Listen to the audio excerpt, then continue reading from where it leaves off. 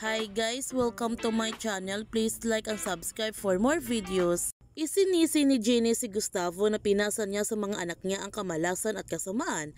Ang sabi ni Manang Cleofe na hindi nagsimula kay Gustavo ang lahat. Nagtanong si Jenny kung ano ang ibig niyang sabihin.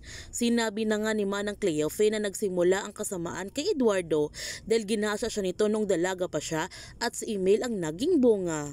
Pinayuhan ni Manang Cleofe si Napoy na dapat niyang tulungan ang kanyang mga kapatid na magpatawad. Nagtanong si Emil sa kanina na paano maipapatawad ni Napoy na hindi pa nahuli ang kasabot ni Margaret. Paano kung si Beatrice or si Christoph ito? Tapos hanggang huli hindi sila aamin. Gayunpaman, lumapit si Beatrice kay Louie habang nagluluksa ito sa nangyari sa kanyang pamilya. Nagtanong si Louie kay Beatrice, palayasin na ba siya dito sa Royal Estate? Ang sagot ni Beatrice, hindi, dahil parte na siya sa pamilyang Royales kahit hindi nila ito kadugo. Pinuntahan ni Christoph si Diana sa ICU at kinausap niya ito na gumising na siya para mapalaya na niya ito. Samantala, nung nakita ni Archie si Napoy, masaya niya itong nilapitan upang yakapin. Niyakap naman ni Napoy na mahigpit si Archie.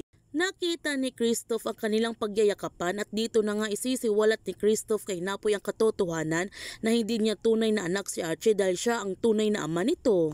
Malalaman na kaya nila kung sino ang kasabwat ni Margaret?